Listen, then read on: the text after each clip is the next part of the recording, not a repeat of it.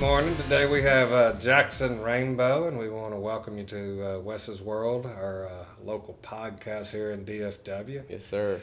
Been a while since we got together. I think last time I saw you was probably Ryan's wedding, Yeah, that or your wedding. the crawfish bowl. Oh, we Yeah. did have the crawfish bowl. Yeah. I forgot about the crawfish. We did. We did. You know, I tell everybody that knows me that I have this other son, and his name's Jackson Rainbow.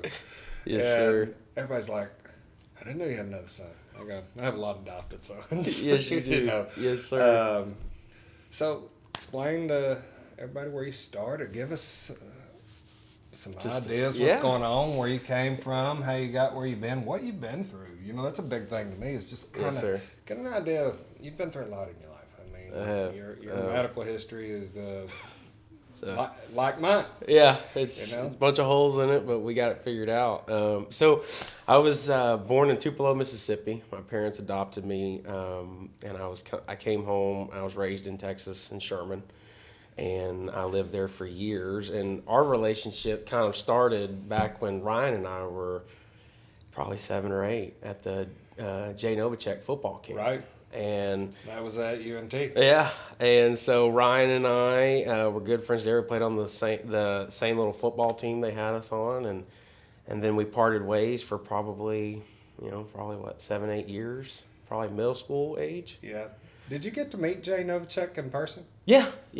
Shook his hand, huh? Yes, sir. And the funny thing is so my father's good friend from college, his niece is married to Jay Novacek, and he sent us a happy wedding and congratulations videos Really? for our wedding. Yeah, Dallas Cowboys. You Yeah. still got the contact. I was really shocked when I woke up that morning. My dad sent me a video from his friend, and it was Jay Novacek out on his property, and he just took time to congratulate Blakely and I for our marriage.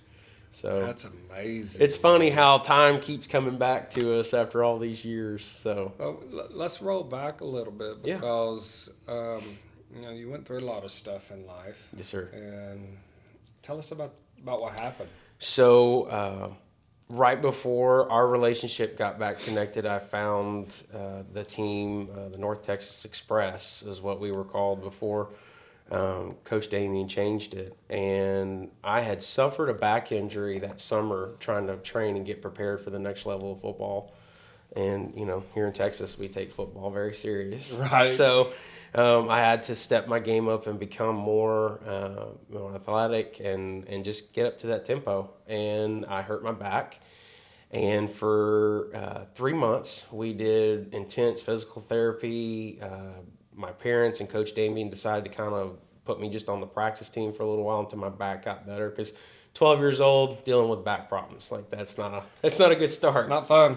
No, so we made the decision to kind of just do practice and maybe 1 or 2 games a season just to see how I'm doing until I got better.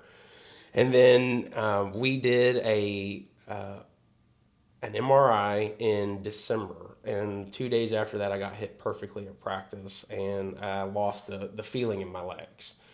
And the pain never went away from the back injury, so we did the MRI, and my physical therapist said to my parents, you probably need to take this to a doctor and have them look this over because his back looks great. There's nothing wrong with his back. We have fixed the issue that you came to us on, but there's something else in there you might want to have looked at. And so December 14th, 2010, I woke up, had a little bit of a tummy ache, wasn't really feeling myself, and my parents came to me and said, hey, we're going to take a little drive down to Dallas, and we're going to go see a doctor about your stomach pain, and then we'll go from there. So me, 12 years old, just another normal doctor's appointment. Dad was going to meet us down there because he works down there, so nothing's out of the sorts. And then we hang out in the ER for about 8 hours. And, my father was raised by a World War II veteran, so they're not emotional. They're not, they're firm. They're honest, but they're not emotional. And so I'd seen my dad cry once, and that was when his mother passed away. So late that evening, my dad got asked outside of the ER room for a few minutes. He came back in, and I saw a look in his eyes that I'd never seen before. and it was a father that was broken. So, because it's nothing he can protect me from. It's nothing he can take away. And it's nothing that he can pay for it to be taken away. There's nothing he can do. So you have a father that is looking at his son with holding back every tear and every emotion that, I mean, you're a father. You would know exactly, I understand. And so my dad didn't say anything. I just said, "Are you okay?" He says, "Yeah, I'm good." And, I was choked up, and then the doctor walked in and sat down, and I had my mom on my right and my dad on my left, and he just ever so gently told me that I had stage 3 Hodgkin's lymphoma cancer. And one of the tumors was in my lower back, and that was one of the largest. And that's what was causing all that pain in my back, was all the pain, the nerves, everything that tumor was pressing on was causing the pain. And life changed from there. I had to grow up. Definitely changed. Yep. I don't know for a fact that you grew up anymore. I mean, a little bit, just a little bit. Maybe went through a lot of. We know you went through a lot of pain. Oh yeah, and I guess in the sense of growing up, I had. How old were you then? 12. So going to work with my dad and everything, and learning how my dad operates, I was always able to talk to adults at a young age, and it was just a blessing. Most people ask me if my dad's my grandfather. Well, no, that's my father. But the thing about it is the blessing in disguise that not a lot of people look at that deep is that my father, I got to learn from a whole different generation. I learned, the best way I can say it is like your father and mother are about the same age as my dad. Correct. So, I got to learn from I got to learn the greatest generation's teachings, the World War II veterans, how they operated, how they worked. And then my dad just soaked it all in, and he went into sales just like his father did after the war. And so I was always able to, keep up with adults. And my dad told me a couple days after our diagnosis, like, listen, there's going to be a lot of stuff going on. There's going to be a lot of adult talking. You're not going to understand a lot of it, and neither am I, because we've never dealt with cancer. So, my dad and all of us, this was a learning curve. So we all learned together, and I had to learn how to decipher doctors and decipher what they were saying. And my dad being, a natural bull in a china shop, as I say it, because that's just him. He had to talk with the doctors and said, listen, he's 12 years old. He doesn't understand these big words. So I need him to understand what he's going through, and I need to understand what he's going through. So we're all on the same page. After that, the doctors were great. And I was at Children's Hospital down in Dallas. And those doctors and nurses are some of the greatest people in this world. Now, through all that, the friends in your life that were coming around, were they coming to the hospital to see you, or were you in the hospital the whole time? How long were you at Children's? So the first time, they handled it pretty much just like as a normal cancer diagnosis, because it was my first time. So I was in the hospital until the 23rd of December of that year. So that was a big push, trying to get out of the hospital before Christmas. For the holidays. 12 years old, you're ready to present. So I was in and out of the hospitals. I had just begun homeschooling just because I wasn't going to be able to keep up with my rigorous schedule going every other day down to Plano, and then some weeks I'd have to go to Dallas. So I came from Sherman, and I had a very small friend group, and then when I started playing football with the team that Ryan and I played on, my friend group just blew up, and my family blew up. It did. And my coaches, my teammates, I really learned what it really means to have a family organization that wraps around you, and outside of a church family. I'd never experienced that before, and my coaches were showing up, players were showing up. I mean, I don't know if you know this, but Ryan kept going to the restroom to call me to see how I was doing, and got caught up for it in school because teachers were wondering why I was going to the restroom so much. So, bladder infection probably out of his mouth. But that's that part of brotherhood that I got, that I was always loved and always wanting, and I got it 100% that whole time of my life. My team was there, coaches were there. I was 12 years old. My parents basically said, "Okay, you get a phone, you get a Facebook, but we get to watch. We just want you to, we want you to be able to Don't talk you to your think that's the friends." right way, anyhow, for a kid? Absolutely. I mean, I know you didn't like it back then. No, and the thing is I didn't grow up with PlayStations or anything like that. My dad made it a point that you have a brain. God gave you a brain for a reason, so use it. So I had action figures and stuff like that. So I had to make my own imagination just go. What was that PlayStation game where they were chasing cars, cops? Need for Speed, I think it might have No, been. no, it was rough. I mean, it was GTA, Grand Theft Auto. Grand Theft Auto. Yeah, that was when a it hype. first came out. Walk in the room. Where'd y'all get that? A friend of ours gave it to us. I started looking into it. Man, Yeah. there's things behind the scene on that thing that I don't know how it ever. Well, It's just part of the world. it is part of our world, but stuff like raping people, Yeah. killing people on a game, Yeah, and it it was bizarre back in those days, and today it's just a common thing. Yeah, that's what. And for us, did we have any business playing that at 2 or 3 o'clock in the morning as young teenagers? Absolutely not. Everybody came to my house to do all the bad crap. Did you ever notice that? It's almost like the families all knew that they were coming to my house and that I would at least keep them safe. You did. You kept us safe. You weren't going out. No, we were safe. Keys were on the counter before we ever did anything. And I think I look at it kind of like this, and I love how my life has played out because I had my father who showed me the firm and I need to guide you through it, and then I got a little bit of you who is you've got to have some life experience and some world experience, but I'm still here to catch you, and I'm still here to be here for you. And my dad started to adapt to that the older I got. And so, with that comes mistakes and decisions that young kids make every single day, and repercussions and consequences follow. Sure they do.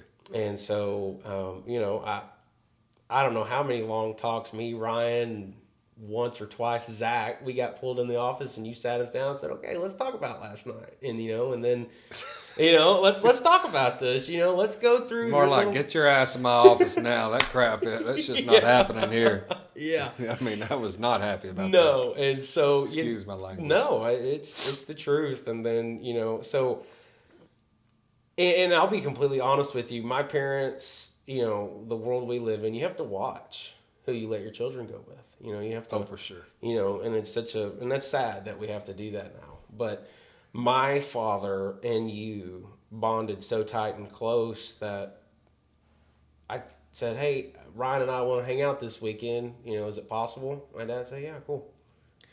Because he knew that you and him were on the same page about smacking us around if we got rowdy. So my dad didn't have to worry about that kind of stuff. And, it wasn't just let the kids go. He and you were, you two are tight, you're close. And he's a good friend. Yeah.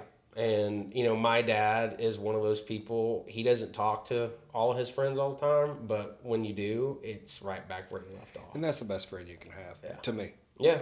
And that's the way he's always been. So, the brotherhood of having all my buddies with me, and then Ryan just.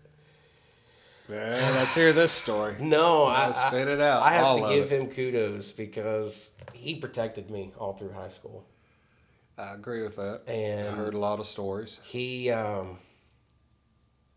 unfortunately, we're adults now. He just got married and he's down here now. Thank the Lord y'all moved back up here. Oh my God. When I heard y'all moving to Houston, I was like, well, there it goes. And when I heard y'all moving back, I was so excited. You and me both. I mean, the death zone in Galveston Island. Hell with that. You're fighting tornadoes, hurricanes, and the crazy ass people in the world live on that island. And Ryan and I's relationship is one that is just so tight and so close. So I heard rumors through the years that Ryan was bringing some hot chicks up to the hospital for you to see? Oh yeah, For real? Oh yeah, we sensationalized it all over social media. Because it was like When that, I think I've, David I've, brought him. I've known about it. Okay, I just have never heard it from My you. dad was there, and I knew Ryan was coming, and I figured he'd probably bring along some of the guys, friends, you know. And no, he did bring up some of the friends, and they were all females, very very pretty young ladies at the time when we were younger. And Well, you married up. yeah, I mean, I will tell you oh, that. believe me, I outkicked my coverage for like that is a true like Well, you reason. and I both probably did that. And he did. He brought Ashton, longtime friend of Ryan's, and still a longtime friend of mine. I saw her at Ryan's wedding, and Blakely was there, and I said Ashton and Ryan came up to the hospital and saw me and spent 2-3 hours with us, and we just sat and hung out and talked, and Do you think any of that helped bring you more out of your box into a different world? For sure. Why? Well, I look at it like this. So Sherman, we call it, the 903 area because everybody. From South Bay to Sherman, they're 20 minutes away from each other, but that's where I went to school. So I didn't have any friends down south like Allen and Plano area. So Ryan gave me the opportunity to learn how to talk to young ladies, how to, because I lived, church, food, football. That's all I did. I didn't have time for girls. And then he screwed your life up. No. You know he did. No, I think Ryan and we made some decisions in our lives that aren't the best. Young teenagers is what we do. We're always looking to touch the limit, especially boys. We're always looking for the boundaries. And sometimes that'll never change. No, and sometimes we run over them instead of just touching the boundaries. So, and I'd say we probably ran over most of them, not just touched them. So, Ryan gave me the opportunity to see the world, see other cultures, and see other lifestyles because I came from, I've got acreage all the way around me to the big city of Allen, Texas. And at the time when I met Ryan, Allen was on the come up because of the way that the football team was going. So I got to experience. Well, Zach and them, Zach and Ryan's older brother opened the Allen High School $70 million football stadium. And I tell high school, $70 million. It was like, I remember when I showed up at y'all's house Friday afternoon and you had tickets on the counter and Ryan looked at me and said, "You ready?" I said, "Yeah, let's go." It was like, it's like college football, SEC college football. It's like going to an NFL game to me. That too. You're not far. The whole city came. I mean, you're talking both sides of the stadium packed. 85% of it was Allen. It's insane. And and even the tailgaters, the boosters and all the supporting fans, they're all lined up outside of the stadium. Grills and their little motor coaches. It's like this is insane. I was part of it. I know. And that's what really opened my eyes because Sherman, our football team's decent. We're growing at at that time we're growing at a minute detail compared to what Allen is. We get a new restaurant, the whole city goes wild. You guys get a new Mercedes-Benz dealership or a new stadium, the whole city shows up, Well, that is true. And so I got to really learn on the go how to, look at just how to really make good friends and spend good quality time with people. And they were honest people with me, I was always open for questions, because Ryan, when I was with Ryan, everybody knew who I was. Even when I wasn't with Ryan, probably my sophomore year, everybody knew who I was. I was Ryan's brother, and I was Wes's son. You don't mess with the Bishops, No, I wouldn't say that, but Well, and all of our friends, we knew everybody. Yeah, and we were involved in our lives. And what's crazy today, That dude invites me and Dayla to all sorts of parties. We're like, oh my God, I'm like 60 going to a party still. We're going, hey, Dad, we're having a pool party night.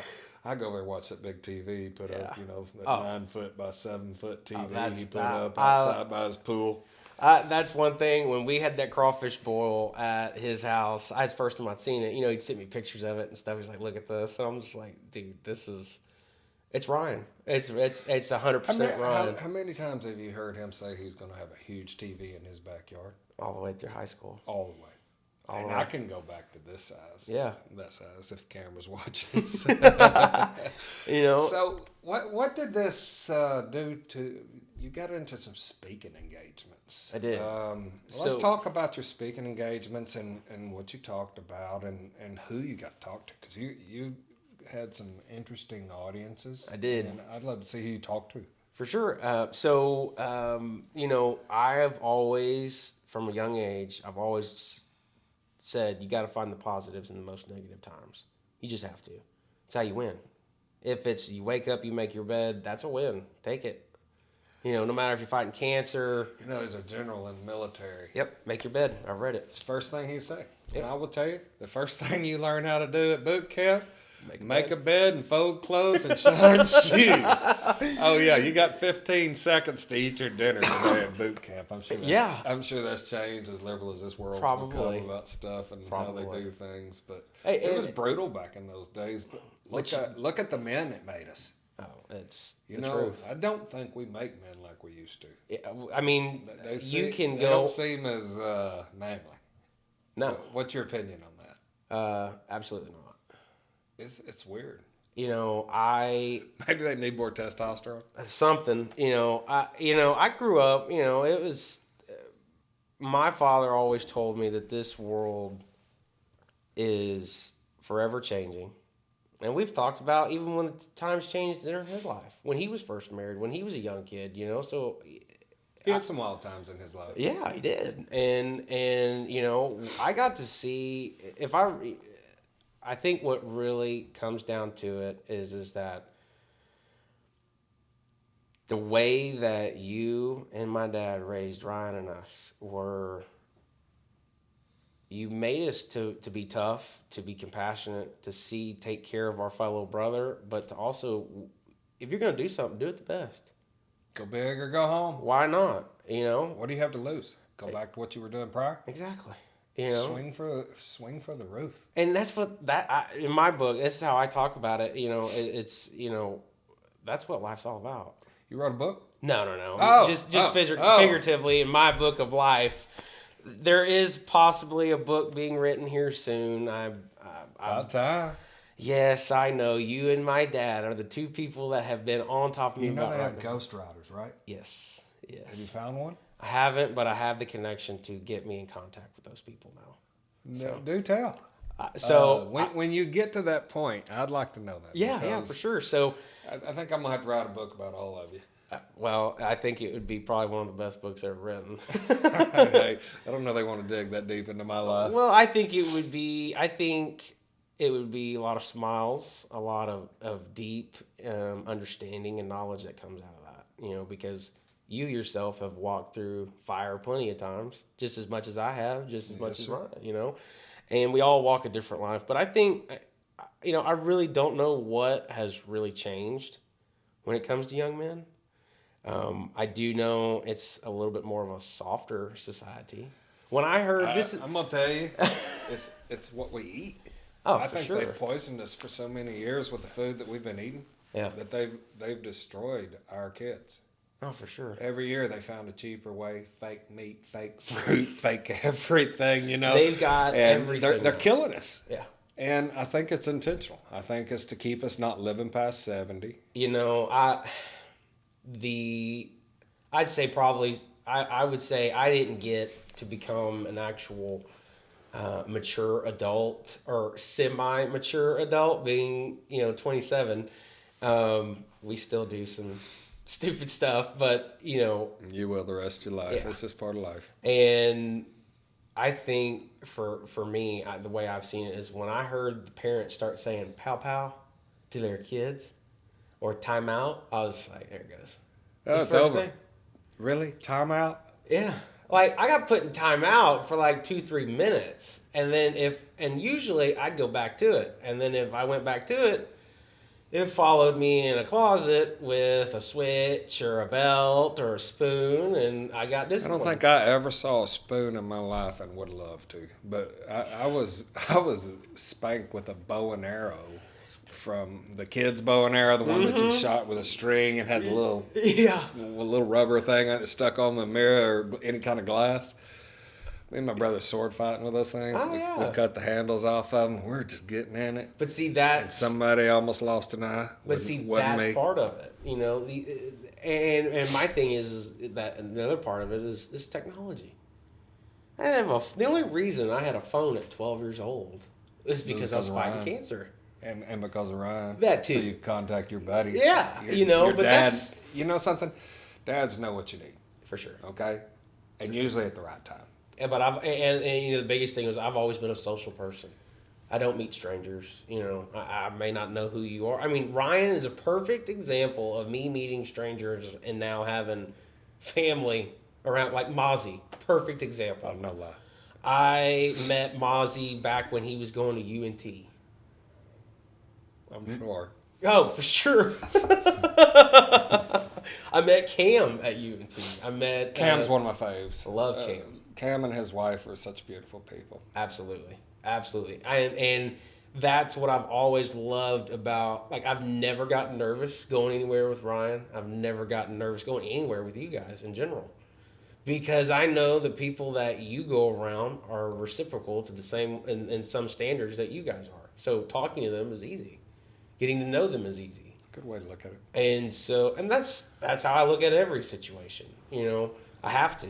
And, I think for us, when Ryan and I decided to start having kids, I think we owe it to them to give them the same upbringing that we got and the same standards. I think you're supposed to learn some of the stuff we do. We did. Okay? A little bit. You don't want it all. No, I look back today and there's some things I'd change. For sure. Maybe, but look where they are today. Was I wrong with how I did it? I don't know. You have to ask them. Yeah. I think the powerhouses that our families have produced, we all come from fire at some point in the world. It just depends on how you look at it on the other side and where you stand on the other side. Well, y'all the luckiest 3 people I've ever met because y'all married some beautiful ladies and starting your families and you're still young. I'm going to reroute us back since I pulled us off that subject. Yeah. Your speaking engagement is a huge part of your life, and it's somewhere I think that you want to focus on as you can and monetize your life about. So explain some, I want to hear the people you've talked to. I want to know the audiences you've been asked to engage with and tell your story. And maybe just tell your little story. We're getting through it. Yeah, so, and it kind of segues into where my public speaking. I'm trying to work with what I know. Hey, if I miss something, you need to. You pretty much know everything about my life, and so basically, I have always had the heart to take care of my fellow people, and my public speaking career actually started right before cancer the first time. So I come from a military family. There's tons and tons of lineage that have fought for this country with the rainbow name on them, and they've done an outstanding job. They answered the ultimate call and they went and did their job and they were proud of it and they came home. And so with my health and everything that has happened since then, military really wasn't a possibility. And no, I mean, and that's you'd been good at it, but God had a different plan for you. He did, and I struggled with that a long time because after football was kind of on the down end slope, that's where it all changed. And so my public speaking career really developed when I started volunteering at the Bonham VA, and my life has consisted of. You volunteered at the Bonham VA. I got hours and hours and hours. They try to get me to go to Bonham all the time for my medical checks. I'm like, I'll drive to Houston before I go to Bonham. And I hate Bonham, Houston. yeah, I get it. I get it. Yeah, and this is the thing that I have loved and I will always cherish about my life. Yes, I did get older parents. My dad was 45 when he got me, and his father had already passed. His father passed away when I was 3, so I didn't get a lot of time with my grandfather, and that is something I've always, just wanted. I've always learned about him, the kind of man he was through his World War II records and everything. And I got my grandmother, but I always felt that, we lost a family member in World War II. And so I've always carried that as, okay, he represented our family name to the max. My grandfather also. Yeah. On my mother's side, we never met him. And he was shot down in World War II. Yeah. I think he's flying P3s. I think that's right. And that's the thing that really inspired me the most is that if I could get 5 minutes in a room with Earl, my grandfather's brother, I can bet millions of dollars on it that he said I wouldn't want it any other way. Because that's what he went to do. He went to go protect his brother to his left and right, and that's what he did. And so I've always told myself, you have to hold your name high. There's not very many rainbows left in this world, and there's only 2 other cousins, and I'm the last one. So in our lineage, the boys are it. Yeah. My brother didn't. He had a girl. Yep. And boys don't produce boys, which we got lucky with the first Brady, one. yeah. We got Brady. Yep. A little over a year old now, so hopefully we can get about 4 or 5 more of those. I'd be really happy. I'm praying that for both of us because I want the Bishops and the Rainbow name to be here for a long time. Well, we all need to get together more often than we do. For sure. I mean, now that we're back up here. Yeah, for sure. But going into our public speaking, so I was volunteering countless hours doing all kinds of drives for our vets. It actually started, a friend of mine that has been in church with us for years reached out to me. There was, during the time we were overseas in Afghanistan, we had a Marine Corps base being built. I love the Marines. I don't know, it's just my branch. I love them to death. They are just Go Navy! Go Navy! They won this past weekend, so it was a big win, but... So I naturally just kind of started doing that, and it was the love from the service members. And at the time, football was on a down-end scope. I was looking for that brotherhood, that camaraderie, and I just got surrounded by it. And Do you feel like that you went through depression after football? For sure. I know both boys did. Yeah, I mean, because it's almost like military. We finish our stint in the military, whatever it might be. Mm-hmm. And we walk away from what we've been taught, how to fold our clothes, put our shoes on, which fork to eat with, how fast to eat. Everything you do is put together, and all of a sudden you're shoved into this big-ass world, and you're confused. We spend millions I don't of know dollars. how to do this. How do we fix this? And it's what I see with so many of our street veterans. They're in trouble. Yeah. And they're in trouble because there's not a guide to help them get through the stuff. There's no rules like that. We work off the military code of justice. It's not the United States laws. We have 2 sets of laws we have to abide by. And I will tell you, it's brutal. I heard a guy say on a TikTok one time. He says we spend millions of dollars to train these guys to be fighter pilots, to be on Navy ships, to be door kickers, to be what we need to have as a country to protect us. But we spend very little time getting these guys ready to come home. It's a whole different mission plan. It is, and it's a mission plan that they don't have a contingency behind it to figure out what's going on. And me going, what do you do when you get out? Exactly. I mean, I was an airplane mechanic, and I sure as hell didn't want to turn another wrench. And how many guys that you went in with lived all over the country? How many of them lived in an hour radius of where you lived? None. It's a brotherhood. It is. Young men. All over the country. And I don't know if it's a statistic or not, but in my eyes, young men that my age and younger and a little bit older, we love brotherhood. Because it's our home. It's our safe spot with our boys. It's the same way in the military. You go listen to, the Sean Ryan podcast, or just listen how DJ Shipley talks about his fellow team members. They come home, they don't, they know, they know a little bit of how to get back, but it's the mental, it's the everyday routine, it's the lifestyle, everything has changed. You go from being a professional military person and conducting missions, conducting orders, conducting people. You're responsible for people, and now you come home and it's this crazy place. And so for me, when I was volunteering at the VA, I did everything I could to give back because they did everything they could to give it for us. And it doesn't matter if you're in a combat zone. It doesn't matter if you're on a ship. It doesn't matter if you push pencils in the military. You answered the calling. You did what this country needed, and you did it at the best you could. And that's all that matters. And so from there, I got to meet some really, really cool military personnel, retired now. Dana Bowman. He's what really kind of spun my public speaking career up. And I went to, they had at the Bonham High School, they did a Veterans Day assembly. And they had all the tanks, they had everything. And Dana Bowman, he's a double amputee from the knees down. And he parachutes. That's cool. For fun. And he parachutes into football games. Have you gone with him yet? I haven't. I'm not scared of a lot, but jumping out of an airplane, a perfectly good airplane, is just kind of like... I'm going to tell you, it's absolutely the coolest thing you will ever do in your freaking life. Well, I did a tandem jump years ago. And I probably just got in from a bar about 4:15 when my friend picked me up at 5:15 that morning to go jump in Denton, Texas. And we did a tandem jump.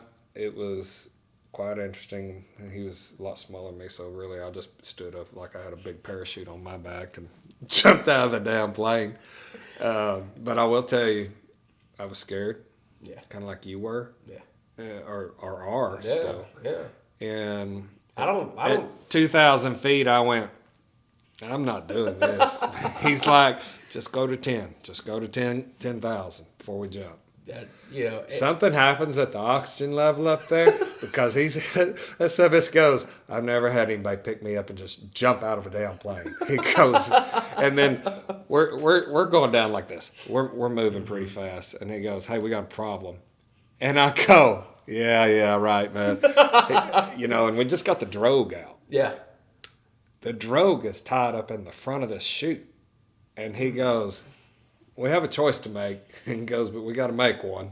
And I go, what's that? He says, we're going to drop this chute off and pull that second one, or we're going to land hard. I go, how hard are we going to land? And he goes, dude, we do this all the time. How hard are we going to land? Yeah. He says, you're going to get some raspberries on your ass because you're going in on your ass and I'm going in on my knees. And let me tell you something, man. I'm like, yeah, I'm good with the raspberries. He goes, we can pull this other one. I go, what if it doesn't come out right? I go, we already got this one out. Let's just ride it in. Just leave it, yeah. And I didn't even get a raspberry. Hey. And I will tell you what, I think I probably would have passed out had he pulled that other chute. But the cool part was, how you're riding a roller coaster and you lose your stomach? Yeah. The pressure's so much against you. There is no stomach loss. It's not like being on a roller coaster, dude. It's like stepping out on land, but you're moving. The pressure coming against you, well, your lips are up about around your ears and your nostrils are around your eyes, and it's when I finished that day, I knew there was nothing in this world I couldn't conquer. For sure. It made me a different person because I passed a fear in my life, and I still have a fear of heights. I mean, I could stand on this house and cry probably. I don't like heights, but that didn't bother me. And I would probably do another jump. Yeah, if you ever get the guts, I might even come up there and try it with you again. If I ever do get the opportunity to do that, you'll be the first person I call. Well, I'm going. I'm willing just to be there. Because I don't have to ask Ryan. He'll just show up and say, let's do it. He ain't jumping out of a plane. You don't think so? No. Oh, man. No way. I think if we talk to him enough, we probably could get him to do it. I'm in. I mean, you know how we all get when we're trying to go do something. One party's just like, we get them to do it. We talk to them about it, and we get them to do it. And that's how it's always been. We may have to get him on the phone or on this podcast. Put him on speaker. Mac might kill me over there. But so yeah. So that day, Sergeant Dana Bowman parachuted into the stadium and presented me with my very first. He heard my story. Basically, he heard what I was doing, getting schools. I had probably 8 schools at one time donating stuff in multiple churches. I mean, wow. we had 2,000 pounds of candy for a Christmas drive one time. We had storage units. The organization I was working with, Soldiers Angels, they're out of San Antonio. That's a ton. Mm-hmm. One ton. Yeah. We had storage units filled. Crackers, books, candy, food, shaving cream, razors, socks. I'd go to my people, say, what do they need? Okay. And I'd go back out and hit the streets and start doing it. And so Sergeant Dana Bowman actually jumped in. He's still around? Oh yeah. He's still jumping. He is still the man. We'll get him on this podcast. For sure. He would love that. Would he come? Oh, for sure. For real? Oh, yeah. I just have to reach out to him and say, hey, I've got a guy that was former Navy, and hey, he'd love to have you on a podcast. He's always about just talking and just spreading his light of he lost both of his legs in a parachuting accident. Is he kneecapped or hip capped? Yeah, he's kneecapped. Does he walk? Does he have the things where he can walk with now? Yeah, he's got. Does he jump with them? Oh yeah, really? He jumped at Bonham that day with his prosthetics on and did it just like it was nothing. That's a crazy thing I've never heard. He's one of those guys that. All right, so you get him on the phone and go, I got these 3 guys that want to jump. For sure. Will you jump with them? I definitely can do that. Mr. Bowman. They need to string line or we're going to have to go tandem, okay? Because I might pass out and not be able to pull that thing. Yes, sir. So he jumped and I was just there. I was just part, of the whole ceremony and the time that we were given to the vets. And he jumped in, uniform and all, and he called me from the crowd. Didn't know he was going to do that, nothing. And I'm 11, 12 years old, just right before cancer really kicked off. And he said, tell these people what you've been doing. Not a script, not a rehearsal, not a thought, nothing. He said, here you go. Hand me the mic. Set you up for. And I spoke for 10 minutes. Not just free-handed at all. Told him exactly. Good for you. Told him exactly what I was going to be doing. And then after that is when my heart was open to one of the most sacred things the military has to offer, and that's the challenge coins. He handed me a 9/11 commemorative challenge coin that had the spear on the back of it, which is in semblance of the Special Operations Warfare Group. And it had the fire department on one side, the police department, and the EMS, and an eagle with the 2 towers behind it. And that was my first challenge coin from a military member. And I've never heard of a challenge coin. I should have brought one. I would have shown you all of them. And you have a bunch? I have about 22. And those were all given to you from military people? Military guys. Well, one isn't. One's from a CEO of Rolls-Royce. They didn't give me one when I got out. I've got. Where do they come from? That I don't know. I know that they have different squads. They have, so for example, like... Matt, can you look up that and see if there's a military challenge coin out there that we could get a hold of? Yeah. There's fire departments, police departments, SWAT teams. It's just it's not a medal, and it's kind of like one of those silent recognition things. No, that's cool. In my book. I would love to have a pocket full so I could go, I'm always helping people. And this is what's crazy to me is every single one of them have come at times I never expected any of them. Just like that, at the bottom VA, Veterans Day deal. And he handed me that, and then from there on, it just kept coming. And then cancer came, and I had struggled a little bit. Everybody told me God gave me a talent, which was speaking and taking care of other people and just having a big heart. And I didn't want to do public speaking. I wanted to play football, and that's what I did. And then when football was on its down-in slope, we were fighting cancer. They sent me to Make-A-Wish, stepped in during all of this, And they sent me to Indianapolis in the exact 1 year date of being diagnosed. I was on my way to meet Peyton Manning in Indianapolis. Wow, really? Yep. Yep. We went to DFW, and Make-A-Wish had a banner. They announced it to the whole flight. We got on our flight, and one of the big wigs, as I call him, or CEO, or one of the big decision makers of Rolls-Royce, comes up to me and Dad and says, I've got something I want to give you. And we don't give these out very often, but they make the engines for all aircrafts. And he handed me the Rolls-Royce challenge coin. And on one side, it's got the emblem of Rolls-Royce in its name. And then on the other side, it's got all of the aircrafts, helicopters that they build the engines for. And I've put a few of those engines in my lifetime. There you go. And so he gave that to me. And that meant the world to me. You know, just having a piece of Rolls-Royce. Because, you know, Rolls-Royces are very, very expensive vehicles. And I've always thought about maybe having one day as a young kid. And then I had someone that makes decisions in that company give me a challenge coin from them.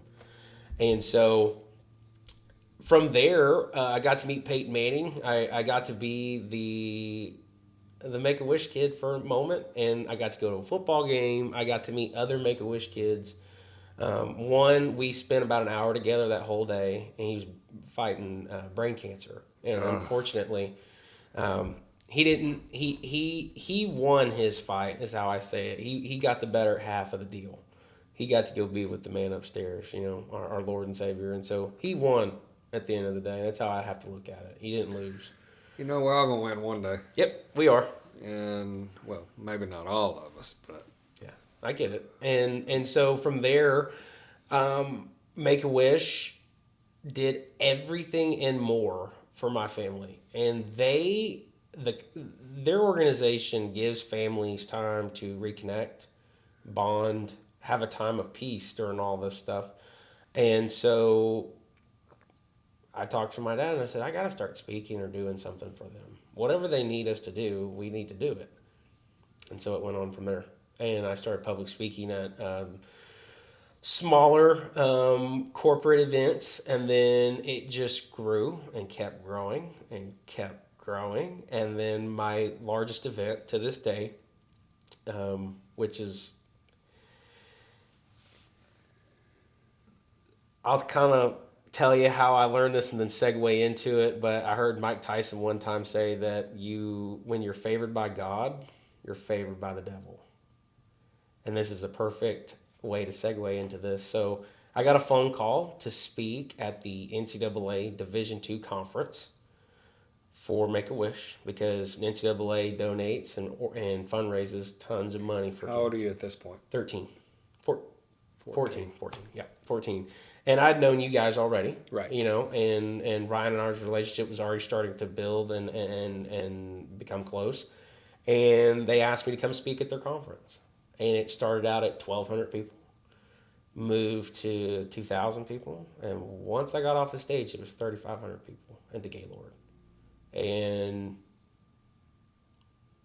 just to this day, it still feels like I didn't do it. Like, it's such a big accomplishment for a 14-year-old. So what's kept you from...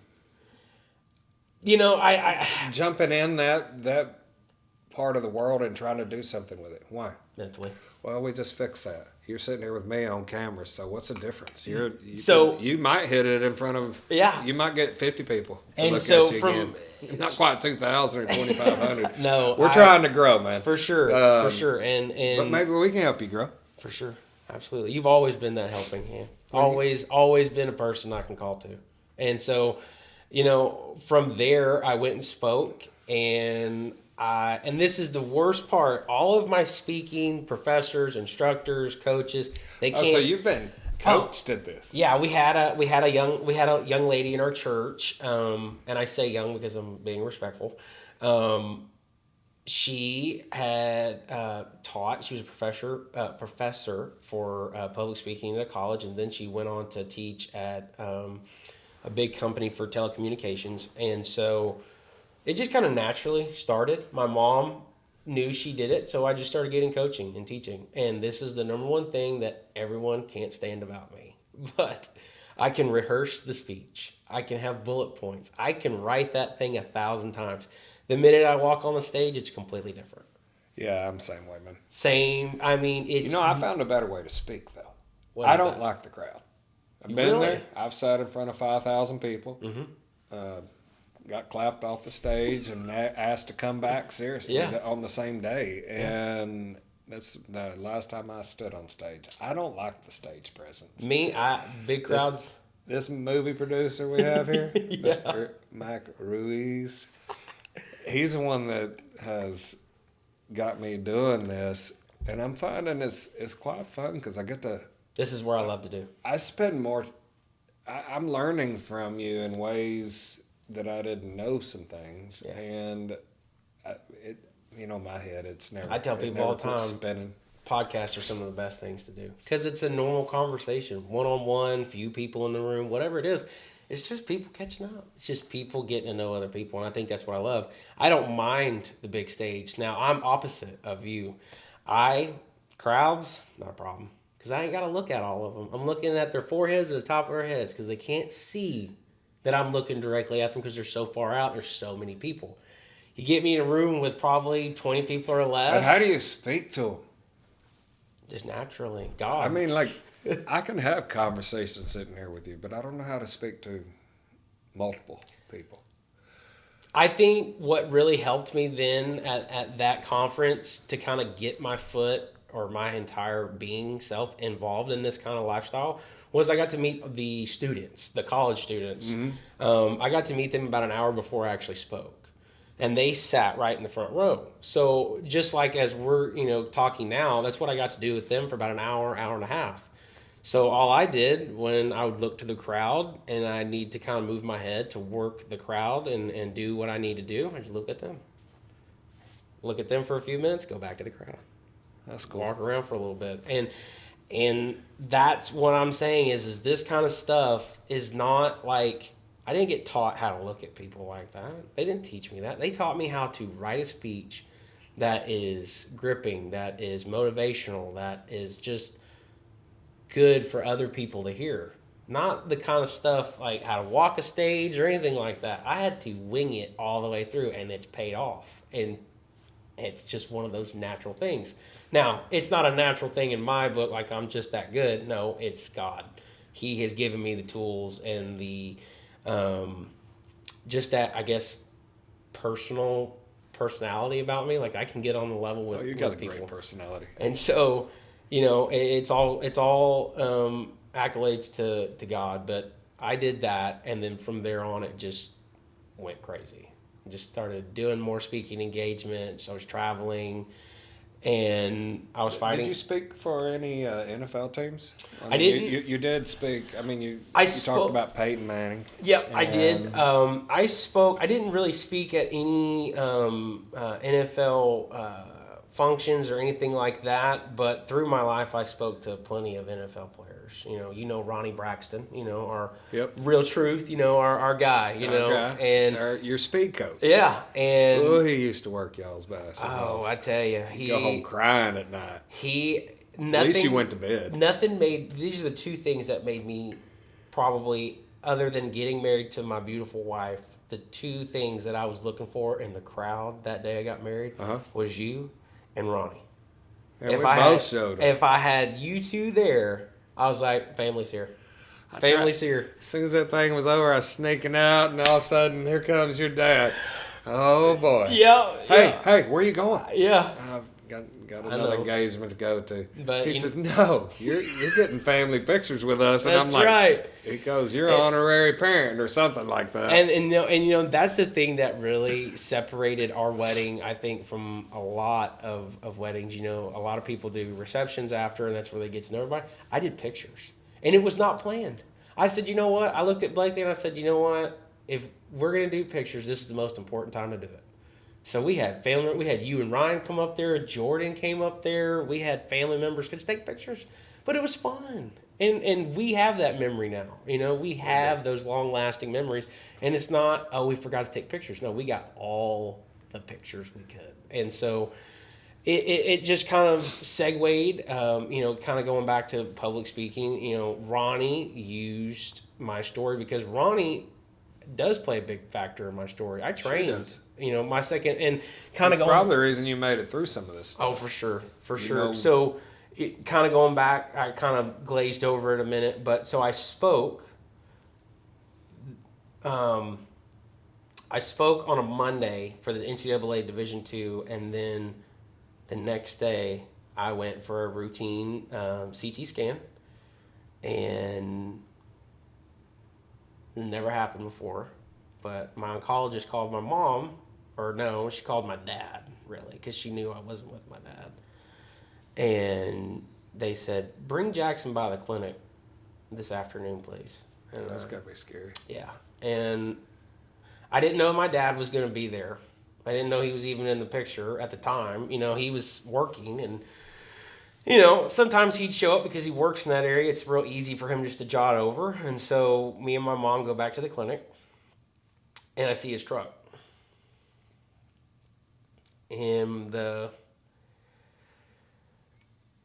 I didn't go in full panic mode, but I had my guard up really, really high because my dad doesn't show up at places like this unless I'm with him or there's a problem. And, like I said, like Mike Tyson said on a video, he said, when you're favored by God, you're favored by the devil. And I was at my peak at that young age. I'm not at my peak now yet. I'm still growing, still learning. But at that time, doing what a 14-year-old is doing was just incredible. Because I was talking about how God saved my life. I was talking about how I was doing and volunteering. And the next day, I went to the oncologist, the clinic room. My dad was already in there. And he already had tears in his eyes. Didn't even have to say the word, you have it again, anything. I opened the door and saw him. I was like, yeah, I got to do this again. Was this the second time? Yes, sir. This was the second diagnosis, 14. And I don't like getting too emotional about it. Buddy, you're going to get me emotional too. I know. And let's keep moving through this thing because it'll help us get through. For sure. So, because look at you. Yeah. Thriving. For sure. And, most people don't become real close with medical staff because it always changes. People are leaving, people are going, so it's always a new face sometimes. I had the same oncologist from day one all the way through it. And so she was like family to me. And even herself, this is what she does for a profession. She unfortunately has to give bad news. And it was making her cry. And I was just like, my dad's crying, I got a fighting chance. She's crying, this is really bad. And my brain just went. Or maybe she already knows what you've been through, and she knows it's going to be a hard run. And, me at that young age, I got about 1 million different things running through my brain. Like, why are you crying? Why are you crying? I'm waiting for her to start. I'm waiting for my mom to start crying. I don't know how, but she didn't start crying until after she told us. But, so I was diagnosed with Hodgkin's lymphoma stage 3 once again. Same place? There was only, the one underneath my arm was completely, it was just dark. There was nothing on the scan, but the one around my heart and the one in my back, they did show. And so. Are they tumors? Mm-hmm. Yeah. So you had one under your arm too? Mm-hmm. So the first time I had one underneath my arm. Mm-hmm. I had one wrapping around my airway and my heart. And then I had one in my lower back. And like I tell everybody, God used football to save my life. And that's the truth. And so it came back and the treatment plan completely changed. And this is really when Ryan and I really started drawing in closer. And because I called Ryan right after I got out of the hospital. And he was devastated. Oh, he came home with tears in his eyes. I had never even had a conversation like that with anybody before. My parents handled all that.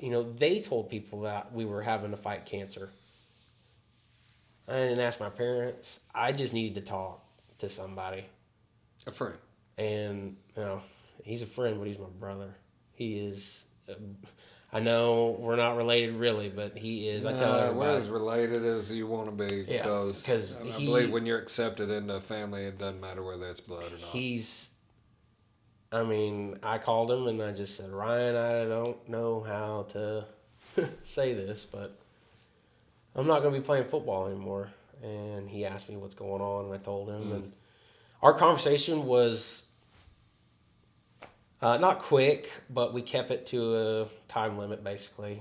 We didn't tell that to each other, but it was rough for both of us. And I called Ronnie next, and I told Ronnie, and I was in the I best. remember when you started up with him. Yeah, I mean, I was in the best shape of my life during that time. In between cancer fights, I was, for a lineman, I was in the best condition I had ever been in. Ronnie knew what I needed. And what's crazy is he had never dealt with or trained a person coming out of cancer treatment before, because I met him in between both fights. He had never done that, and he knew exactly what I needed at the times I needed him. And it didn't matter if we were in the pool, if we were running up a mountain, if we well, it looked like a mountain at that age. Some But of those did look like mountains. yeah, I think I walked up and died. yeah, and I mean, if it didn't matter if we were working in sand, if we were training, it didn't matter one bit, and that's what we did. And his love and just his mindset of how to make me a better player worked, and I have to give him, and it's not I don't have to. It's just I genuinely do. I give him credit. Without that training, I'll tell you, he deserves the credit because for sure. he gave you strength that you wouldn't have had Yeah. to get through this. And he gave me is basically what he told me when he says, "I'm about to give you some dog." And I said, "What do you mean by that?" Because see, at the same time, I'm still learning. I come from Sherman to big city, A different world. and he's like, I'm gonna give you some dog. I'm gonna turn a dog on inside of you, and that's what we're gonna work off of." And he absolutely did it. Yeah. He gave me that grit. He gave me the fight. He gave me what I needed during that difficult time, and he was there. The only thing he told me, he says, the only thing I can't do is go to hospitals. I said, don't worry about it. I'll see you out here. We'll train, and we did. And He didn't go to hospitals. he didn't like them, and I get that. I mean, look at me. I go to the hospital. I go to the doctor's office once or twice a year. My physical, and if anything comes up I don't feel good with, I go. Other than that, don't want no part of it. I agree. And so, we moved through that. Treatment plan was a lot different. Chemo was 10 times more aggressive. It was a lot more dangerous this go around. And, that's when, in my last big hurrah in the hospital, when I had to stay for about a month. So they brought out the most heavy hitting chemo that they had. And they said from the time he checks in for a week, he'll be on chemo. And then after that, we're going to do a blood stem cell transplant of his own.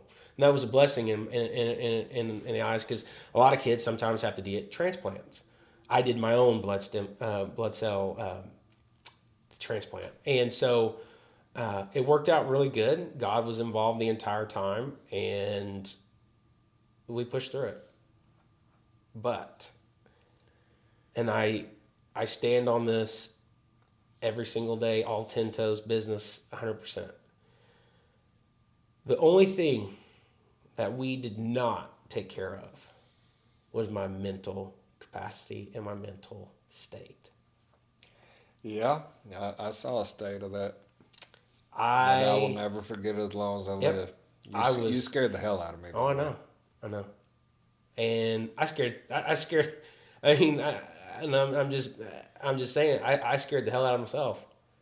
You were probably the last person that I've gone and brought to my home and help. Yep. Because I found out that day that my love for people. Mm-hmm. Had you died at my house, yeah, I couldn't live with myself. I don't think.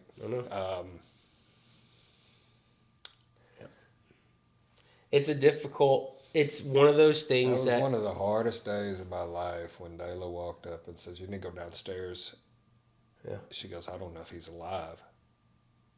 I'd never seen anybody get that deep into a bottle of whiskey. Mm-hmm. Not sure how you started digging through my shit to find it, but you did. I don't know. I mean, I had it hid up high where you Addiction. Addiction find that. That sniffer was out. You're like a pointer. I You don't know, one of know. the dogs. Let me tell you, addiction is one of those things that unfortunately, you'll learn what extent what you'll push yourself to go through to get what you want. I've been there. And I understand. You know, I get past all the cancer, still hanging out with the boys, still life's going on, but I'm still dark inside. I don't talk to anybody about this stuff. I don't sit and have a one-on-one conversation with somebody and just... You think this is important in life, don't you? Absolutely. Every single person. We don't do this anymore. What? Conversation between people. Everybody's all, so busy on that phone. It's all on the phones. Yeah. They don't put their head up enough to even say hi to people. And that's the biggest problem, I think, with a lot of young men in this world is that we are, in my opinion and in my life experiences, cancer was not my last fight. 2017 was my third one, and life was getting back to normal. And then you get slapped again. And then I got slapped again, January 1st, 2017. Wow. Got a on the first? On the first. You were at the doctor on the first? Yep. Oh my God, Jackson, I don't remember that one. Begging for painkillers. I don't beg for painkillers. And you know the crazy, and this is how this, and this is just a little quick input. This is how addiction can affect everybody in different ways. My choice of poison was alcohol, not painkillers. I flew right off of painkillers for no problem. And I have talked to professionals that that are specialized in this stuff. You were a closet drinker, dude. Oh, yeah. Like, you would go home with Drink. a bottle, Yep. shut the lights off, and drink it. Yep. The whole bottle. The darkness was... I have to ask you a question. Yeah. Were you drinking it by the shot, or were you tipping the bottle? It started out as a shot. Then it started just a bottle. Yeah. I'd heard a rumor that they found a bottle laying on your room one day. For sure. Oh, yeah. It got to a point where I just didn't care. Because no one... And this is the problem. People or professionals... This is why I don't talk to professionals. Because they will look, and this is my own opinion and my own experience. When they tell me that they understand, and the only thing that they understand is a book, because the book told them that, I will grab my stuff and walk out. Because you don't understand. You understand. Because you have walked the same line in certain parts of your life. You can relate to me about that. And the two people that I did talk about, the first thing they says, "Oh, I understand." No, you don't. No, you don't. And so everybody thinks they understand till they've been there. And so I just kept it shut and thought I was doing a good job. Why did you call me? Didn't want you to be disappointed. Why would you ever be disappointed in me? I don't know. Same thing as my dad and my mom. You know, I tried to hide it from them. Yeah, I understand, but you and I know stuff about each other that most people didn't know about. I know. Okay? I understand. I know that now. Well, good. Use a damn number. I mean, you're in trouble. That's why I reach out to you about things, you know? I know. Sometimes I just text you because you are a father figure in my life, and sometimes I just want to hear, or I just want to see a text message from you, or I want to hear your voice, and it always works out. I just want to hear you. I just want to know that Wes Bishop still got my back always. Well, I always have you. I know you do. And so... You know, we go different directions a lot in life, and you know, life happens. Families grow, things happen, and for sure, you step away from people for a period of time, and some of them need to be stepped away from, and then you step away from those that you don't realize that you probably hurt that you stepped away from because you don't have the intuition to pick up the phone and call them enough. For sure, you know, and forgive me, I probably have let you down there. No, you never have. So let's move on. Yeah. You got through 3 of those clean since 2017 now? So that whole escapade really, I found my breaking point during that whole fight.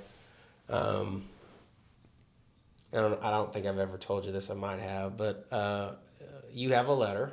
Ryan has a letter. My parents have letters.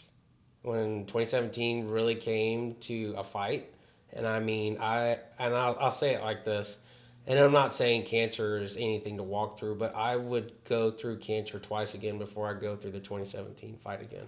I saw top of the line surgeons, best in the state, scratching their head, looking at my parents saying, "I have no idea. We can't figure it out." What was it? It was volvulus. So my volvulus. Volvulus. And so It's a basically, new word on me, so yeah, you have and to I explain. actually just figured out the word not too long ago. Good, So I don't feel too stupid. no, it's okay. We didn't know what it was until probably this year.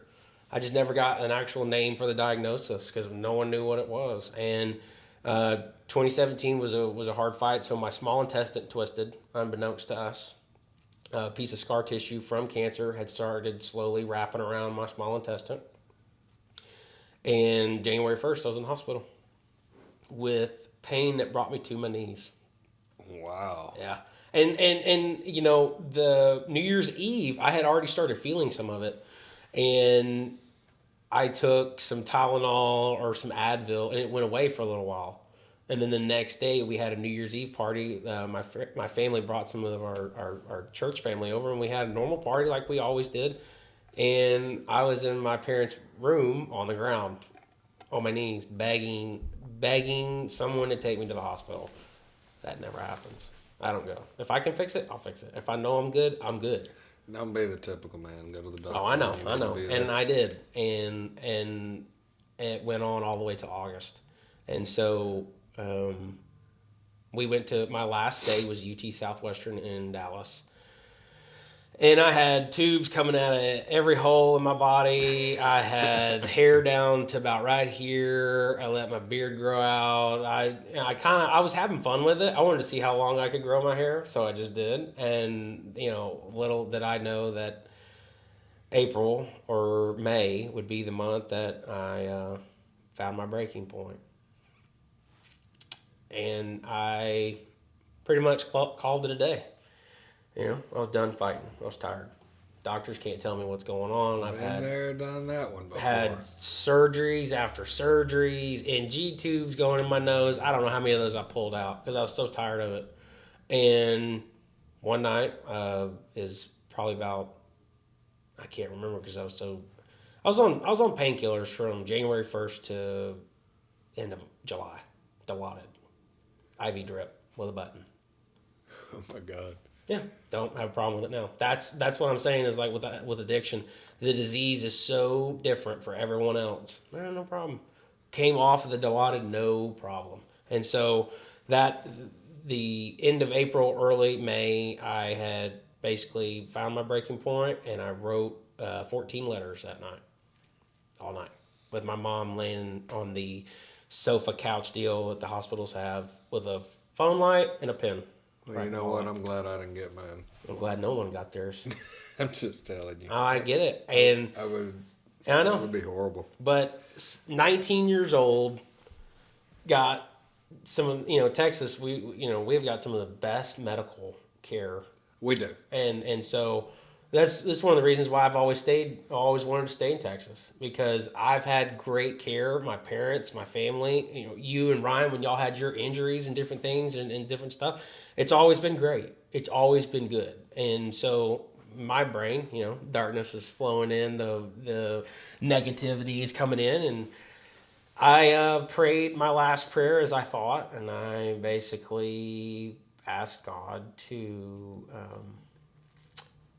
bring me home that night, or just send me a sign or tell me something that I'm going to come out of this.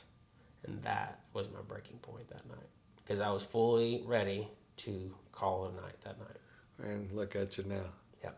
10 years later, thriving. He sent me Almost 10 years. And this is what's crazy and this is how God works. And when you definitely need him, when you're down in the dumps, I prayed that prayer, asked him to send me a sign, and this tall, lanky Dr. Watson walks in and says, "Can you fight one more week?" And I was just like, been doing this now for months. I think I can hold out one more week. And then I turned around and looked at him and I said, can you fix me? Are you the guy? And he says, when I get back from Houston, because he was UT is a teaching hospital. Right. So he had to go and teach. And then he came back that Friday. We operated that Friday. And he looked at me and he says, I can't tell you I'm going to fix you. But when I open you up, I'm going to do everything I can while I'm in there. I'm not going to sew you up until I finish it.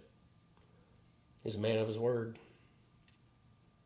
Had to relearn how to walk a little bit. Had to relearn how to eat. Because I couldn't hold water down. I can't even chew on ice. I was throwing everything back up. So when I say... the reflux pushing it or what? My intestine was tied off. Oh, for real? So you're blocked. Oh, yeah. I had about a foot of blockage. So if you ever look at the end of like Italian sausage, how it's all tied off nice and tight at the end, that's what my intestine looked like for a foot, 12 inches of it. 7 months ago, I had a foot removed out of mine. I did not know this. Yes. You tell me all of these things after, and You know me. I know. There's just some things I don't normally do. I know. I started this, I went to work for the largest builder in America. Yep. And because my whole family works here. and my first week here, Friday comes, man, it's getting ready to be my day off. And I'm like, thank God. It's 6:55, and I get off at 7. Mm-hmm. I'm going to come lock up the model that I was in. I took a sip of water and went into full-blown rigors. I couldn't stop. Been going through this for years. Okay, wow. Years. Yeah. The VA put me on. I can only imagine. What is it? Seizure medicine. Yeah. I'm like, I'm not having a seizures. I know exactly what they're having. I literally called Dayla like it's back, and it got crazy, dude. Yeah. She's like, you need to call an ambulance. I'm like, no, I'm going home. You know me. Yep. I'm going home. And she goes, you need to go to the hospital. How are you going to drive? My whole body, my toes are like bouncing, everything. Yeah, like tremors going through your body, yeah. So I get home. Dayla, of course, on her way home.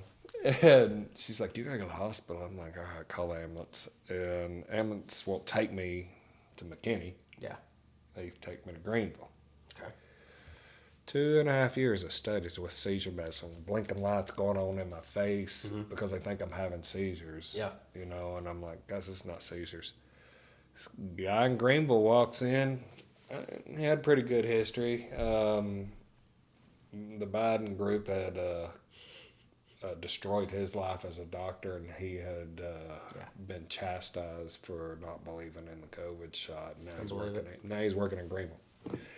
And so he had a bad deal, but he says, you're in trouble. You got an abscess size of a softball. Wow. And he goes, and you're septic. It was leaking bad. Mm. And he goes, I'm going to rip you open. I'm like, what do you mean rip me open? I'm cutting you from here to here? Hell no, you're moving me to another. Yeah. We're going to a big hospital for sure where we use orthoscopic surgery, and I don't have to be cut in half. I don't want to do that. So. Yeah, they from here down, all the way down to my belly button, a little bit after, it's where they cut me open and find it out. And that is when I really checked out. That whole fight. That's about when I got you, isn't it? You got me it was 2017. It really didn't start to fall down, and the world started burning around me until probably, I think it was like 2018 or 2019. I couldn't remember what year it was. And this is it would have to be 2018 because that's about the time we moved to the Galveston. beach. And this is the crazy thing. I remember we met in between. Yep. Actually, you came and got me from my house, and then we met halfway on the way back. That's right. Yeah. And just the mental health was just not there. I was mad. I was robbed. I felt like I was robbed. 12 years old, fighting for my life. Little breaks here and there, little cool monuments. You wouldn't know it today. Oh, I know. I mean, I know. And this is other than the scars. yeah, and that's the thing. I wear this proudly. My neck scar. I thought, and I have to do this real quick. Ryan, this is for you, but I was nervous about my scar when I got it because it was my first surgery, my second round with cancer. And I walked into your house. I looked at Ryan and I said, "Dude, check this out." And I looked at it and he was like, "That's sick." And I'm like, "What do you mean?" Good sick. Oh yeah. And he was like, I was like, "What do you mean?" He's like, "That's cool. That's sweet. You're a warrior." Yeah, like you've got and the way I looked at it when Ryan told me that, I was like, military guys wear medals.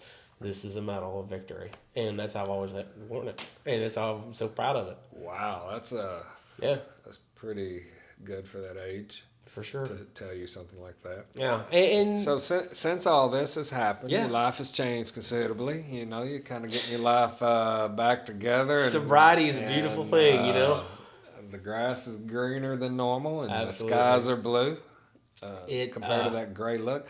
And then you met this beautiful lady, Blakely. Yep. She is tied the knot. I tell you. Oh, I mean, dude. Hey, you and I really need to go talk. People gonna wonder how we got these two ladies in our lives, but and the funny thing is my dad says it to this day. Is Ryan played such a big part in how I learned how to talk to prettier girls, really pretty girls, And at that young age, I didn't know what to do. I was a big guy, I was pushing 250, close to 300 pounds, I was got pretty big there for a while. And I was just a funny guy, You were funny. And I was just that friend that I always had Ryan. If I was in town, I was with him. And so he gave me that knowledge of being how to, spit a little game, and I'm not gonna ask about your game. get a first date. We'll leave that one for off camera. For sure. Maybe around the campfire one night. Yeah, that's steak night one night. But she just dropped into my lap out of nowhere. Met her through a family member. I agree with that. I mean, I woke up one day to a picture of it. I'm like, wow, she's beautiful. It was like a whirlwind. So you guys are kind of in the real estate business. I mean, she's a realtor, right? Yep. She's also doing some investment stuff, I believe. Yeah. And you're doing heat and air and electric. Yep. Are you just bidding jobs? Are you going out to bid jobs? Or I touch everything when it comes to the job site. Customer calls, they need a estimate. I go take a look. I get to know the customer, figure out their needs. I just really get to know them, what they really want their house to do, and what I look at it as I'm not a salesperson. I'm a problem solver. That's how I've always looked at it. Someone calls me because they have an issue, and I have the resolution to it. Zig Ziglar said it years ago. That's part of my dad's teaching, Zig Ziglar. I mean, he used to work for Zig Ziglar. Well, there you go. Not Zig, one of his students. Got you. I'm sorry. So we've had 2 or 3 people come through here in the last few days or weeks that have Zig Ziglar contact. One worked for him. And this is part of the upbringing of my life. I mean, my dad has cassettes of Zig Ziglar. He's got books. I finally sold mine in a garage sale because I couldn't find a cassette recorder that was worthy of playing music as good as you can get it today. And so, that's how I've always looked at it, And my father, he's been in sales his entire life. He has sold Cartier. He has sold computers. He has now been in the running probably close to 30 years now, dental implants. And he's just good at what he does because he's not a salesperson. He is a problem solver. His customers... Which is what a salesperson is. Yes. Yeah. And I mean, we have to make sure that everyone knows everything about what we do. Exactly. And how this house comes up. And what you're going to get when you get into it. For sure. And when someone goes, I don't like that room, it's like, hey, let me show you how to fix that. Exactly. And, my dad, he's built, we've had, the time I've been alive, he's built every home except one that we've lived in, all the way from colonial to Floridian. He dropped Now, weren't you guys going to build one together? Yeah, we did. And did y'all sell it? No, so we're there. That is So that's our home place. got you. Yeah. Congrats. Yes, sir. And You got to build it. My dad told me right before we got started, he's like, "You need to be involved, and I want you involved. You're going to play a part in this house." I said, "Cool." Why didn't y'all start another one? You know, and this is something I really did want to talk about on here, but COVID screwed everything up. You need to quit past today's today. I know. COVID happened years But ago. When I say Let's that, move on. Oh, I know. And when I say that, I meant to of the lines of the way that he built our Senrose house, the Floridian, with the red tile and the gold stucco.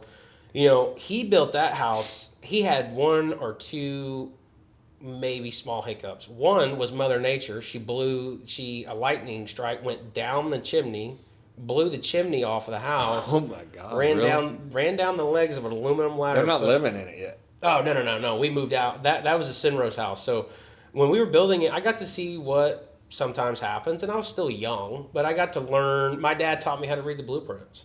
I was 8 or 9 years old reading 5,800 square foot floor plans of a custom built house, tile, and the columns all through that house all came from Mexico.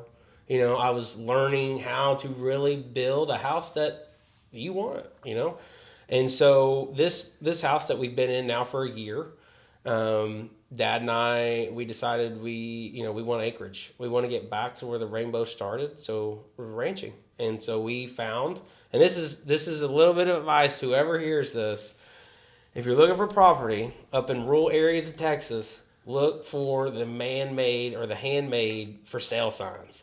Because it's probably an old school rancher that is slowing down and he's trying to sell some of the land. And that's how we found it. We had a super great deal on the property and we went to work immediately. And so we instead of doing wood, I convinced my father to do steel. And so the only wood on that house is the decking that's holding the metal sheathing on top. Everything in that house is metal. That's cool. All the studs, the floor joists, the trusses, everything is metal. And it is a house that is built to stay. And the only reason I know that is because we did, about 4 months after we moved in, a tornado come right by the house. Ripped the roof off. And I say it ripped the roof off. It ripped some of the metal off. But the plywood, the front porch awning was peeled off a little bit. House, completely fine. Didn't move, didn't shake, not a crack in the sheetrock. Nice. So, Can't believe I hadn't brought you a home warming gift. I must have missed that call for the home warming party. Listen, and we jumped into this house during, a difficult economy. The Biden administration was involved. And, I got to see what happens when the market crashes, because 2008 is when we moved into that big house. Right. And then I got to see how much it stressed my dad out, and he had to really dig deep to help us and to allow us to be able to live in a house like that when the market crashed. Oh, you got to have deep pockets. Yeah, That kind of and house. so he, that's where I learned a lot of the dog. My dad got the hustle going, and he made sure of it that we had food on the table and everything. And so this house, Dad and I will sit together and we'll talk and say, what ifs and that, and that's always, that always happens with houses. And so, but we moved into that house perfectly. We moved into it, in October of last year, and we didn't have AC. We didn't have floors done. The doors and trim, I just got done hanging at, oh yeah. How long y'all been living there? A year. And when I was working, I was like, I got to find, through all the different trials and bends through building this house, I found somebody. His name is Tony. He is a one-man contractor, and he's one of the best in the state. He's honest. He is family-oriented. We took a trip with him. I mean, he started out as my GC, and then we went on a trip with him. Let me ask you this. Yeah. Why are you hiring a general contractor? Well, he wasn't really a GC. He was just his own man contracting company. He worked for a GC. And he was just the go-to guy. He knows how to do pretty much everything from the floor up. He can frame a house, do everything. and I didn't have the knowledge how to hang doors properly. And so I called Tony and I said, "Listen, man, I'm kind of at a place of I need help. I need some help with the house, and don't worry about what you charge. It's going to get paid. I just need some help. And I'm going to be in the thick of it with you." So for a week straight, 3, 4 o'clock in the morning after getting off at 5, we'd start about 7:30 and we wouldn't leave till 3, 4, sometimes 5 in the morning, hanging doors, putting trim in, just building that I got a house. little bit of trim down at this place I'm working on right now. If you want to come help. Hey, I'll jump in. Can't seem to get my trim guy back in time, Hey, and I'm moving in the morning. I hear you. Well, I'm not. My wife and truck will be. I'll be right here, still working. So I've got real blood, sweat equity in this house. I really got. That's how half my house was built. I did half of it, and I loved it. It saved me $1,500 and heck with it. And my dad subbed all of our houses, so he knew everything. Is and so based now, we built this house, and I got to see it. I went and designed it with this company in Grand Prairie. They'd never done a barn dominium house. They've done commercial buildings and all kinds of stuff, but we were the first. And usually that's sometimes I'll have to show you a design before you leave today. For sure. I designed one for a piece of property that I built on, and I've got this $50,000 set of floor plans sitting there because I don't want to deal with this damn developer out there. I understand. But so tell us, Blakely, what she's doing. Give me, and we'll start wrapping it down from there. Yeah. But I want to hear what she's doing. I know y'all doing some stuff in Missouri, or yep. So is that correct? When Blakely came into our lives, we would always go to New Orleans to see my mom's family. Mm-hmm. Blakely's family always because they live, they're in Marietta, Oklahoma. There's like 500 people. Everyone knows everybody. Her nana has owned the same daycare. She started it. I mean, everyone knows everybody. Right. And so instead of, they all lived within about 3 miles of each other. So family is family. And so they would retreat when they'd go on vacation to either Florida or Branson, Missouri. In Branson, Missouri, I tell you, I had never been, and I have probably been about 100 times now because that's where my wife loves to be because it's. So when you're moving? I'm not. I cannot leave Texas. Let me tell you something. We know that you don't wear the pants there. Oh, for sure. Okay? For sure. So if Mama says we're going, you're probably going to be a Missouri boy eventually. She's going to be hard. I will tell you this, though. I think she'll be hard-pressed to be pulled from her family because they're a tight-knit group. They are. Okay? But they're also looking at stuff out there, too, aren't they? Her grandmother has owned a condo up there for 20-something years now. Yeah, and that's another reason why they go up there. You might be screwed, dude. You may be going to Missouri. Because and that's it. And so she's got a realtor license in Missouri. She has sold a couple. She's done a few houses, but she told me, I asked her, I said, so what are you going to go into? Residential or commercial? She says residential is fun, but commercial is more fun. And I was like, so you're going to go commercial? And she says, I think I'm going to do both, but an emphasis. Isn't she doing a pretty big deal in Missouri or something like that? Yeah. What's that about? So How old is she? She's 22. 22. 22. And she's doing this big commercial deal. So she sold her first multi-million-dollar park in Branson at 20. That's how. You didn't live there, and you think you're not getting ready to be living there? I don't. Her business is there. I know. And so they, she was, I guess the best way I can say it, and forgive me if I use terminology wrong, because she's more real estate, more that than I am. But she started doing what's called sub 2, using other, big, not going to banks for investment. Using private money. Exactly. And there's a guy, I'm not sure where he's from or where he's out of, Pace Morby.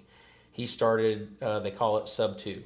And that's basically it in a sense. They use private money lenders, and they buy investment pieces, they turn them, they flip them. Some people keep them and then sell them after a few years. Some people keep them for the rest of their life because it's just a good business and they feel comfortable, and that's what they do. Blakely, on the other hand, she's about a 2 to 3, maybe 5-year balloon person. She wants to buy it, flip it, make some money off of it, sell it. And that's what she's she has got a wonderful team around her. I mean, I am one of those people. I don't, with my life and the way it's played out, and in my opinion, and the way I operate, I don't get bought in when I hear smoke, because I know smoke. You make huge amounts of money and it's overnight. No, Rome wasn't built overnight, and look at that empire that rose for years. So I'm one of those people. I am the guy that sits in the background and listens. I let Blakely do the talking. She wants me to be around so I can hear it and catch stuff that she doesn't hear, because that's how I did it for my dad when we do different things. And so she has met this lady, and it's funny. She got into this in Branson, and there's this lady she's known for years. Her name's Robin, family friend. Never was real close with her. She got into this real estate business, and now these two are like this. I mean, sometimes I feel like I'm the best friend, like I'm just here to hang out, because they are just get used to that. It's just part of life. Oh yeah, and I love Robin, and she's great, and I told her straight off the bat. I said, listen, this is big stuff for Blakely. She's learning as she's going, and she's doing a great job. God has guided her through every step, everything that she's done. It's been good. She's learned. She's and it's just building blocks, as you well know in real estate. You always learn from every deal. You do. Yeah, and so she's 22. You're 27. Yeah. So you're same age around. Yeah. Okay. And so she has just been gangbusters, and I hate to say this, but yes, there will probably more than likely be a time that I will have a residence in Branson, because it's now You gonna keep this one? Oh yeah, for sure. It's not going anywhere. No. It's gonna be on the compound forever. For sure. And she's going up there. It's like every other 3 weeks or every other 2 weeks. I mean, we got back from a trip. 2 days later, she was back up there. Sounds like y'all are on vacation all the time. And if you're not going up there with her, you crazy. Well, and that's the thing. We went. Is she make good money? Mm-hmm. Oh yeah, she. Some days I just kind of look back and I'm just like, she's bringing the money in right now. Like, she's the breadwinner at this point. So let me ask you this: why aren't you getting involved with what she's doing and multiply it? You're already in the industry, and this is where I've kind of come into it. You used to do takeoffs for Home Depot. That's right, concrete and lumber. All the big builders. Yep, and so that's where it really kind of bloomed. My time at Home Depot, was really coming to an end, and I just kind of felt complacent. And at the time, with my sobriety and learning my new self, being sober, I have learned over the years I am not good complacent. So I made the change. And Danny and Teresa Reynolds, been longtime friends of mine. He's been in business for over 50 years. And when you talk about one of the best teachers in this world, Danny Reynolds is one of the best teachers. I mean, I've been with the company for a year, and I can go out and point and know and help and actually be an asset, not a liability on a job site. And I'm a year in. I'm a green guy to this world. You're talking about an electrical and HVAC. I mean, the HVAC, it's pretty, you get kind of a handle on it pretty quickly. Right. But electrical, you've got a million different pieces. You got a million different things. You have to know all this different stuff. And Danny's just been great. And so he has taught me all of his tricks and trades. And so I've just kind of kept going. And so Blake, yeah. Does he have family himself? Danny, yes. So his daughter, Denna, yep, she is. She just finished all her medical stuff. She's going to go become a pharmacist. And Teresa, she was big time at Alcatel and Lucent.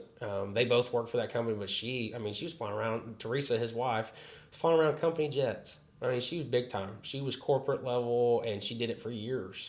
And so I have great owners. I have one that knows how to handle professionalism when it comes around corporate people, and I have one that knows how to get in the field and work. I have best of both worlds in one house. And so Blakely and I were talking, and Robin, even as her business partner, they've come to me and they said, we need to know what we're getting into, and we don't have that. We don't have that eye. I've seen houses get built. I've seen custom homes be built.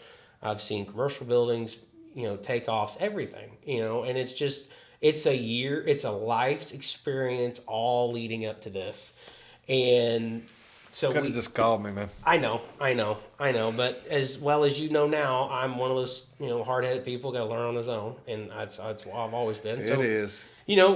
our little trip to Branson turned into a work trip. Last 2 days we were working, and we went to a property that they're looking into investing, and the owner now they're getting ready to transition into the purchase and closing the deal, and he looked at me. We got into one of them has a restaurant and it has been empty for a little while. And so he's got a guy that he's already got moved in there now to run the restaurant. But he walked in there and he said, "Hey, what do you think about this kitchen and having a chef from New Orleans and a professional baker, my mother, and I know what a kitchen needs to look like to run properly." I mean, we built this last house around her kitchen. This whole house was built around her kitchen because we knew what she needed to be successful. And so I looked at him and I said, honestly, this one you probably just need to clean it up a little bit, have an AC company come out here and do a cleaning, do a maintenance, see if it runs. This other one, you need to just let them take care of it, have them replace it because it's all beat up, it's been up, and you're probably at $60,000 worth of work just in this too. So and he was just like, well, I was kind of contemplating if he needed to do it, if he wanted to do it, to design it for himself, or if I need to do it. And I said, is he going to be running the restaurant? He said, yeah. And I said, let him. Let him make the kitchen to where he needs it to be to run functionally. And I told him, I said, I'm not being rude. If you're a cook, you understand that. Absolutely. Okay? Absolutely. And so, I told, his name is Mike, and I told Mike, I said, look at it like this way. You know renovations, you know how to sell, you know how to buy, right? And he said, yeah. I said, the kitchen side of it to a good restaurant has a good kitchen.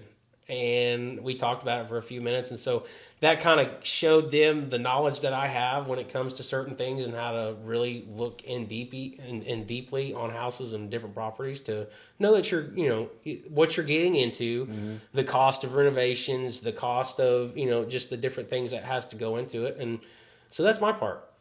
I listen to the business deals, I help with the negotiations, and then when they need me to come out to the job sites and take a look, that's what I'm here for. Well, I'm proud of you too. Thank you. The journey that I've got to see in your life has been incredible. Appreciate it. The stories that you have come and cried and told and to our family, and us sit there and love on you and be a part of your life. Thank you for letting us in to be a part of your life. We love you more than you could ever know, and love your family like they're part of ours. Yeah. And that's just who we are. And absolutely, we're lucky to have you in our life. And in more ways than one, we're lucky to have you. And I know. One, the gratitude is great. The reciprocal. What you've been through that nobody thought you would get through. Look at you. You're thriving.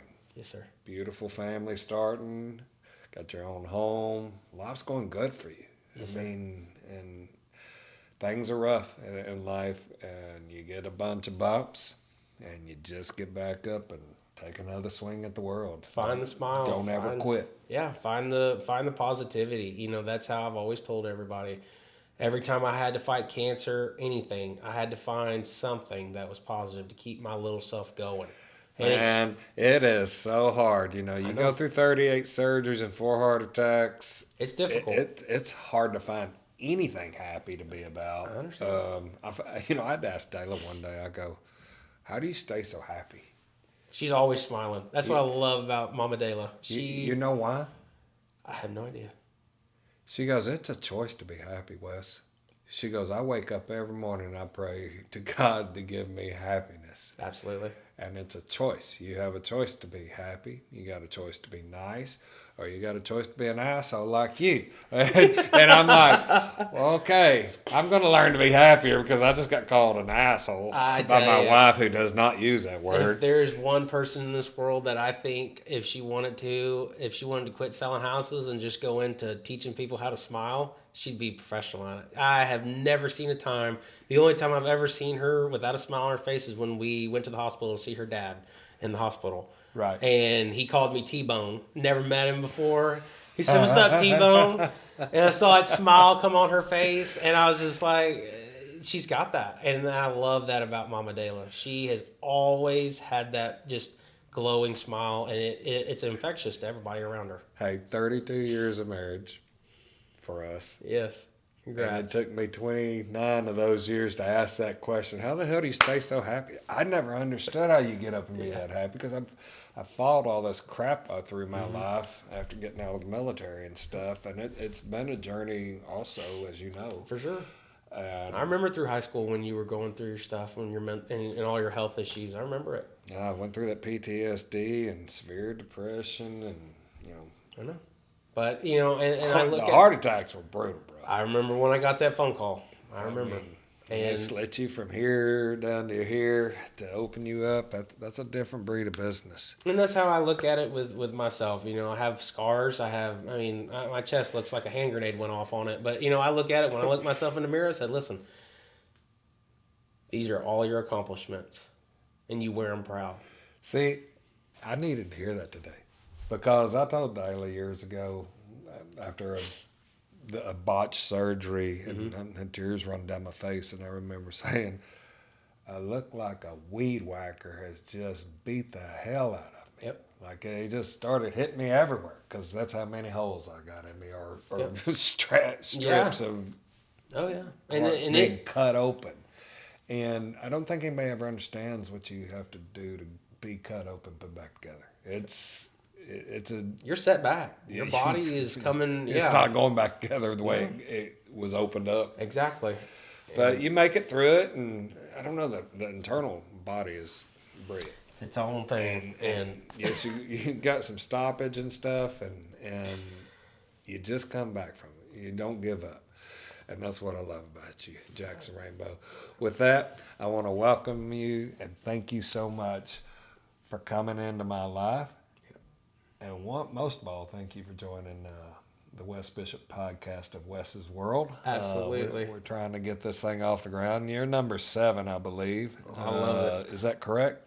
Might be 8, Is this 8? 9. Oh, Lord. Hey. More. I'm getting good at this. It's I don't even good. remember how many I'm doing. It's just fun. It's fun. It's a good time, Jackson, and you're an incredible person. Me and you haven't done this since, I would say, high school. That's probably true. I was sitting on the backyard out by the fire pit. Ryan was mowing the grass, and I you probably came had out. a cup of whiskey. I don't even remember. All I know is I had a beanie on. I was going through cancer treatment, and you came out there, and we just sat and talked for like 2.5 hours, just about anything. So I'm all for podcast and this one, because this gave me a time just with you. I feel the same way. I am back in Dallas, so I know. We're not that far from each other. I mean, Sherman's like that way. Yep, straight up. I'm good. How did you come in today? I went Highway 11 and then got on to 380 and then crossed into Caddo Mills. Instead of going 75, I went the old back roads, the scenic route. It's the only way I'd have come to. Yep. So, well, let's shut this thing down. Right. Man, thank you. Yes, sir. You're an incredible person. Thank you. And thank you for being part of my life and Dayla's life. And keep the journey going. For sure. Couldn't Keep have done it without you positive. guys. Keep your head on straight. Yes, sir. And most of all, take care of that beautiful wife of yours. I will. Okay? And it's really, I got to keep up with her. She's fast. She's quick. Need to start kissing some more ass with it. So it'll be good for you either way. You learn in life that if you like something, if you just kiss that ass all the time, she's not going nowhere.